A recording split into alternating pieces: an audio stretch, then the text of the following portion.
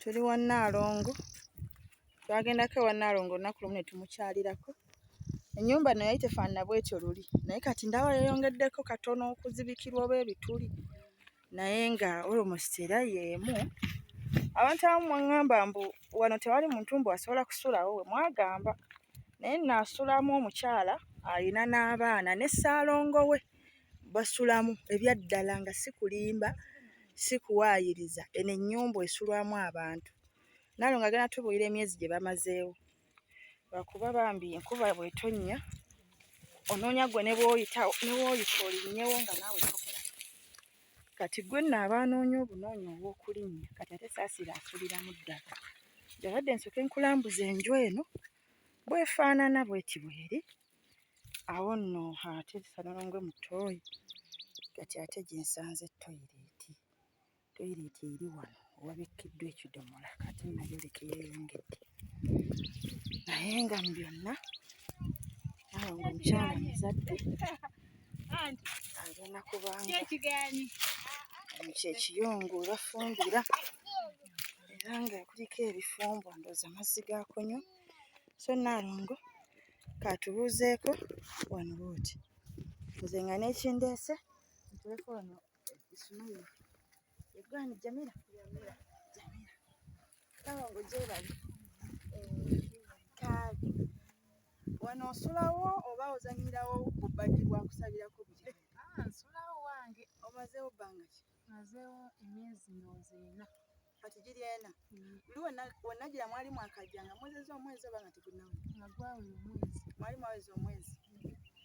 Kati nno nze kindeese bwe nayogera omuntu tawadde omwakuwadde ssente naye bwe zaakuŋŋaanyiziddwa ne ziwera $35,000 ne nziranga naye nga Nalongo muwadde $35,000 era ze ndeese. Nali mmanyi zinaasingawo naye abantu baba bayamba tebabakaka. Awulira ayagadde yakola.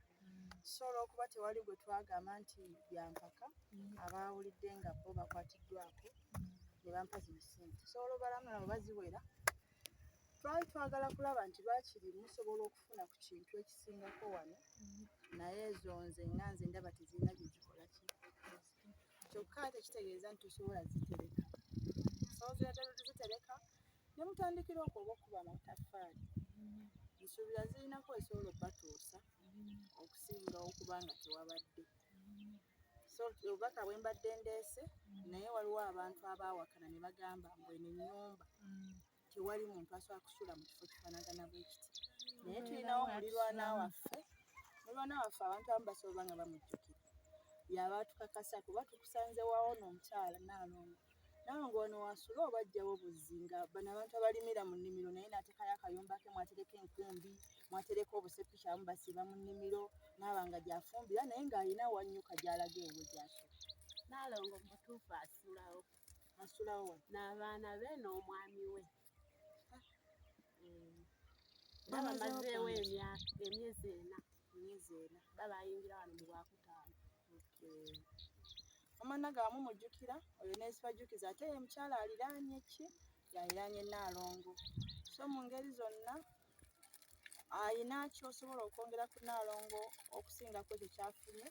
Obuyambi tukyabwetaaga alisiti bambi.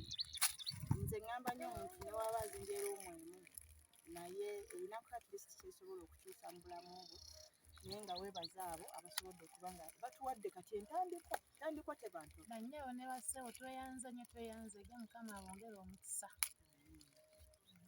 Ku kyakyo okyagenda bwabivaamu? Ngenda n'ensaba. Ogendayo? Nalongo tolimba. Okufiira wano ozamanaga wulira Sande. Osaba?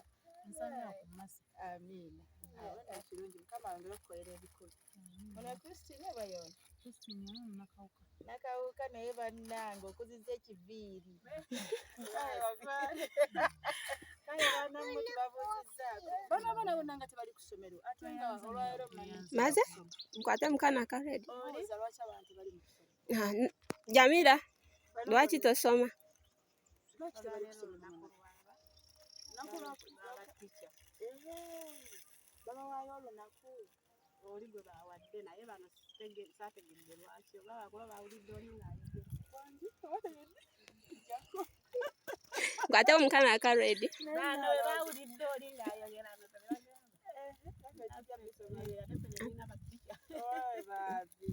Nkwate muka ready.